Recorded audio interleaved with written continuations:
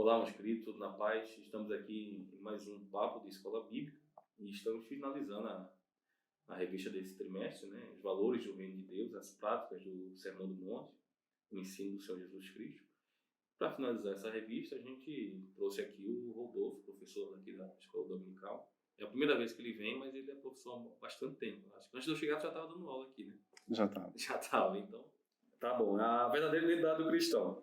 Nem todos que dizem Senhor, Senhor entrarão no reino dos céus, mas aquele que faz a vontade do meu Pai que está nos céus, é o texto áureo.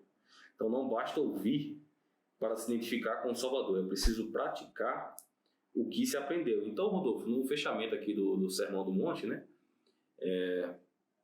a gente vê que a coroação do Sermão do Monte é o Senhor orientando que a gente deve praticar, ouvir e praticar, e não só apenas aí dizer Senhor, Senhor, né? Não apenas servi-lo, né? De maneira de aparência, né? Podemos assim dizer. É porque ali centrais a questão da identidade do cristão, né, Samuel? Então, que é exatamente isso. A identidade é formada por ouvir e praticar, né?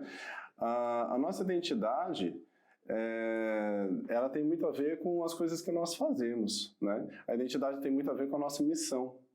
Às vezes a pessoa não sabe qual é exatamente a sua identidade, né? Não consegue perceber exatamente qual é a sua identidade, porque às vezes ela não sabe qual é a missão dela aqui na Terra, né? Porque ela está aqui. E a nossa identidade tem a ver com isso, né? Com as coisas que nós fazemos, com as coisas que nós produzimos, né? E quando nós falamos de identidade do cristão, vem de ouvir e vem de praticar. Ouvir a palavra de Deus e colocá-la em prática, né?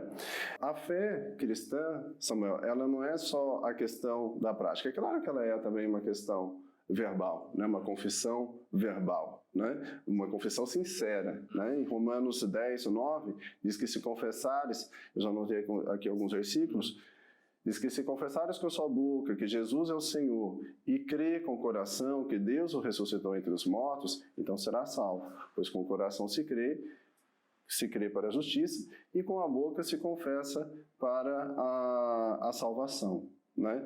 Então assim, vem sim de um confessar, né, a sua fé, falar da sua fé, mas não é só, precisa ser uma confissão sincera, né? E aí sim vão ser traduzidas em obras de acordo com a palavra de Deus, né?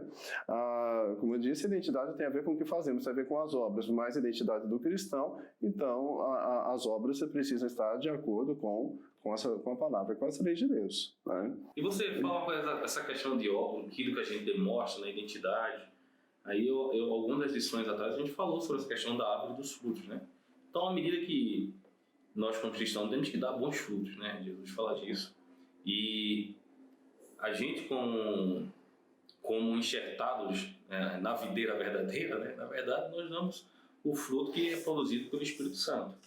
E daí a gente entende que a nossa prática tem que estar coadunando. Então, não só como você citou aqui, né? É falar, né? E praticar também. E até o versículo de Romanos fala com o coração, né? Uhum. Então não é só da boca para fora, é o que vem de dentro para fora. Uhum. Não é só de aparência.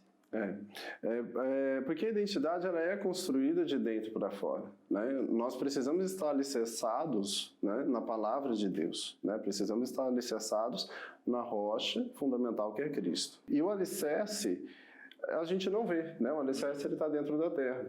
Como que começa isso, né? Como que começa esse alicerce? Começa de ouvir a palavra de Deus. Então, assim, no momento que a pessoa está ouvindo, a transformação começa lá dentro dela, né? Ainda não é possível ver o alicerce, mas quando a identidade pessoal está sendo alicerçada sobre a palavra de Deus, quando aí a construção começa a aparecer acima do solo, ela começa a fazer aí a diferença naquele ambiente, né?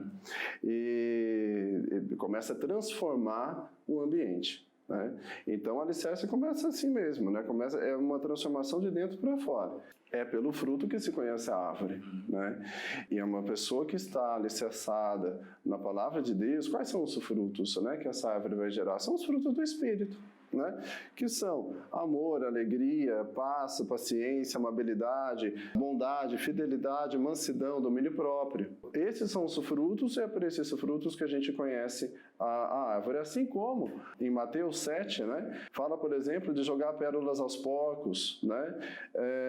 Se você joga as pérolas e a pessoa pisoteia isso, então assim, é porco, né? Se você fala da palavra de Deus e é atacado por isso, então é cão. Mas e o verdadeiro discípulo, como que ele é reconhecido, né?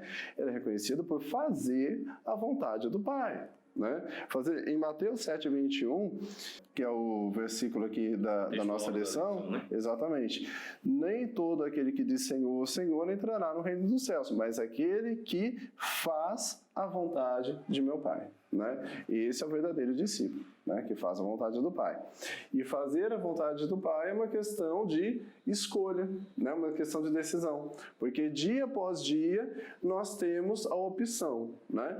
De agir de uma determinada maneira ou de outra, né?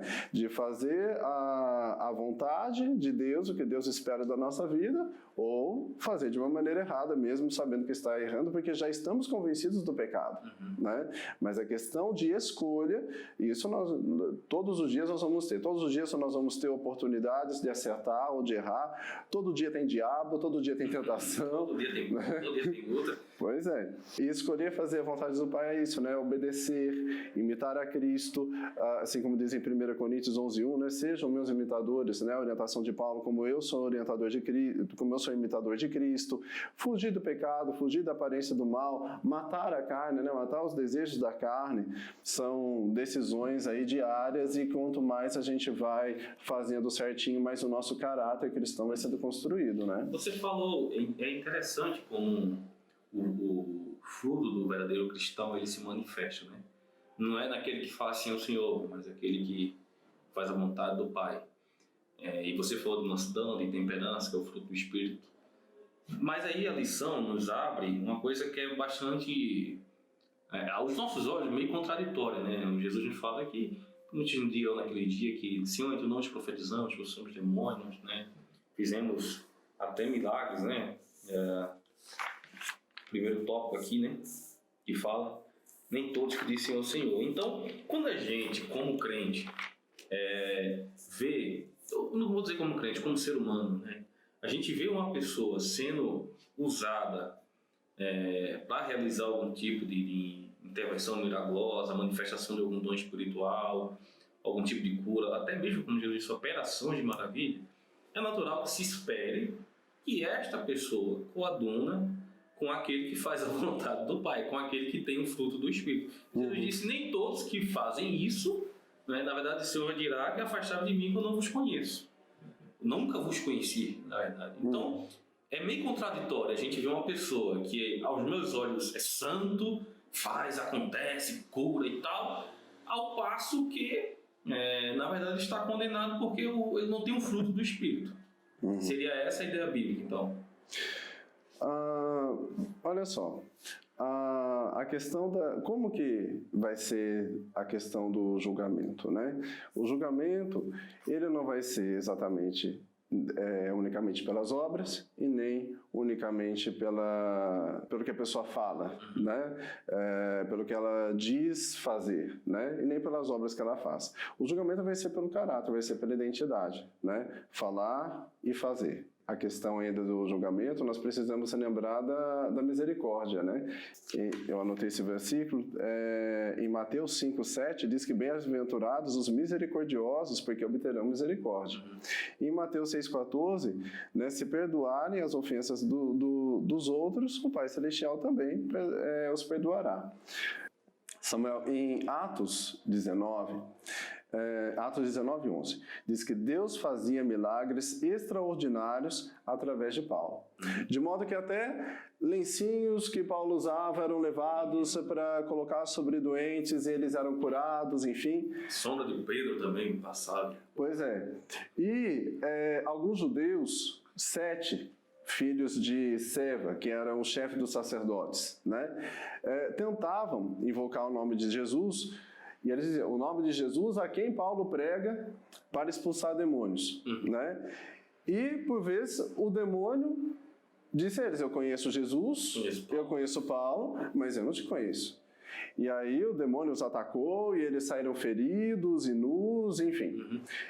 Paulo, ele tinha a identidade de Cristo. A fé dele estava baseada em Cristo e as obras dele baseadas em Cristo. Nós não somos salvos pelas nossas obras, nós praticamos as obras porque nós somos salvos. As obras do reino de Deus. Então, assim, havia aí a sinceridade do discípulo, né? A sinceridade do coração de Paulo. E Deus conhece a sinceridade do nosso coração. E o diabo também. Tanto é que aqueles judeus foram repreendidos pelo demônio. Né? Vergonha, né? Pois é, não havia ali, né, naqueles judeus, o Espírito Santo. Essa é a diferença. Você vê, a pessoa que é usada para fazer milagre, né, da parte de Deus, e na verdade na Bíblia é que até de anjo de luz, né, os demônios podem aparecer, a gente vê que até os feiticeiros do faraó, os magos do faraó lá, também fizeram alguns eventos miraculosos, né, fizeram também a vara se transformar em cobra. Nós vemos ali a feiticeira, quando Saul consulta, fazendo subir algum tipo de espírito que levava a crer que poderia ser Samuel. E todas essas obras, claro que eram da parte do demônio, né? Não era da parte do Senhor, era da parte do diabo. E o que nós vemos aqui são pessoas que até fazem algum tipo de obra, né, da parte de Deus, né? Realmente são usados por Deus. E assim como Deus usou uma jumenta lá atrás, né? Assim como Deus usou uma jumenta também lá atrás. Então, para Deus fazer algo, né, Ele pode usar qualquer pessoa, né, que esteja disposta a fazer a vontade dele. E aquele que também não está como Nabucodonosor, como Ciro, que foram instrumentos usados por Deus. Então, eu acho que as pessoas, às vezes, Rodolfo, vê alguma pessoa sendo usada de alguma forma por Deus para fazer algum milagre, e as pessoas pensam, e essa é a pessoa que eu vou seguir. E não olha o fruto, né? É pelo fruto que eu serei exaltado, não pelo dom. É pelo fruto, né? E há de se tomar cuidado com isso, porque, veja bem, quando, em Atos 19 aqui, essa passagem que nós usamos agora, diz que Deus fazia milagres extraordinários através de Paulo. Então, assim, quem via o milagre acontecendo estava vendo Paulo, não estava vendo Deus exatamente. Né? Então, olha o cuidado, o tamanho da responsabilidade que você precisa ter, né? Com a questão da notoriedade, né? Para não acreditar que o poder é meu, eu estou fazendo, né? E buscar, né, o elogio das pessoas, os aplausos, enfim, né? Porque daí nessa questão de se achar, né, começar a se achar, a pessoa pode começar a se perder, né? Aí perdendo a autoridade, a identidade de Cristo na vida dela, né? Tem o cristão, né? A mente dele, né, já é voltada para esse... tudo vem de Deus e é por Deus e é para Deus, né? Então, assim, todo o poder vem dele. Quando Jesus expulsou o demônio mudo, né? E o homem voltou a falar, teve uma mulher, daí Jesus começou a pregar, enfim, para a multidão que estava ali, e uma mulher disse a Jesus, isso está em Lucas 11, né? Feliz a mulher que te deu a luz e te amamentou. E Jesus lhe disse, feliz é o que ouve a palavra de Deus e a obedece. Né? Ouve essa então, assim, podemos assim dizer, pois é. Quando não corre vista. Ou seja, Jesus ele não se importou com o elogio, né? Nem com o milagre em si. Pois é, mas ele já remete ao Pai, né? Feliz é o que ouve a palavra de Deus e a pratica. Ou seja, não importa o tamanho do milagre, do dom, ou a pessoa, mas fulaninho é usado muito em revelação, em visão, em cura, e etc. e tal, né? E as pessoas se impressionam pelo milagre. E até tem uma passagem, né, que as pessoas vão a Cristo, né, pelos milagres, né? E aí quando ele deixa de fazer, que dá uma palavra dura, todo mundo vai embora. Qual Pedro, usado por Deus, responde pelo Espírito Santo, né? Para onde iremos nós? Pois é. É a palavra da vida eterna, né? Em Gálatas 5:22 diz que se vivemos, né, se vivemos pelo Espírito, andemos pelo Espírito. Nós precisamos, de fato, talvez em alguns lugares, dar menos importância, na verdade, para a questão do milagre ou da maravilha, enfim, uma importância maior para a construção do caráter, né, para a construção da identidade de Cristo. É isso que vai fazer a diferença. Eu sempre falo, né? Jesus ressuscitou Lázaro, né? Já há dias de morto, né? Mas Lázaro voltou a morrer. Uhum. O milagre, ele tem uma validade, né? Porque o milagre, ele se manifesta aqui na Terra, né? Mas o que a gente leva para o céu é aquele que faz a vontade de Deus, aquele que crê nas palavras do Senhor, aquele que pratica, aquele que obedece. Então, é isso que a gente vai levar, no final das contas. No final das contas, a nossa identidade cristã que nos conduz ao céu, não o milagre que a gente recebeu. O milagre, a obra não salva. Não salva. Né? Como muitas pessoas que receberam o milagre, como aqueles leprosos, né? Eles nem voltaram para agradecer, receberam o milagre e foram embora. Né? É que nem tem muita gente que fala, recebi uma promessa, recebi um milagre, vou ali paguei a promessa, né? Que nem as outras religiões fazem, está resolvido, né? E a salvação, né? A vida com Deus condiz numa prática cristã, que como você citou aqui, é aquele que obedece, ouve e obedece a palavra de Deus. E aí é onde está o duro, né? Obedecer a palavra do Senhor. Que é a questão de decisão, né? Porque convencidos todos somos pelo Espírito Santo, né? Do pecado, do juízo, mas precisamos aceitar isso, né? Concordar, aceitar, ouvir a palavra e fazer o que tem que ser feito. A gente tem que cada dia ser reduzido mais em se submeter à vontade da palavra de Deus. Eu sempre falo que a Bíblia não está ali para agradar a gente, né? Não está ali porque, olha, eu queria que fosse assim. E toda vez que a gente lê, é confrontado por ela, é exatamente esse o papel dela na nossa vida, né? Ela vai nos moldando, como você trouxe lá no início, né? Que é o exemplo que Jesus dá, né? Da casa alicerçada sobre a rocha, né? O alicerce a gente não vê e aos poucos ele vai sendo construído. Mas à medida que vem a tempestade, a casa que está sobre a rocha não tem-se de pé. E Deus deseja que a identidade de Cristo seja construída na nossa vida através do Espírito Santo, né? E nós precisamos, ao longo do tempo, conforme essa identidade vai sendo construída, ter a maturidade para orar, por exemplo, como o salmista, no Salmo 143, que diz: ensina-me a fazer a tua vontade, pois tu és o meu Deus. Em Mateus 6,10, seja feita a tua vontade, assim na terra como nos céus. E a oração de Cristo, né? Em Mateus 26,39, Pai, se possível for, afasta de mim esse cálice, mas seja antes feito o teu querer e não o meu. Né? Isso para todas as situações da nossa vida. Às vezes nós queremos fazer do nosso jeito, né? Seria legal se fosse dessa maneira, porque a nossa visão é muito limitada, né? Mas a visão de Deus está sempre na salvação.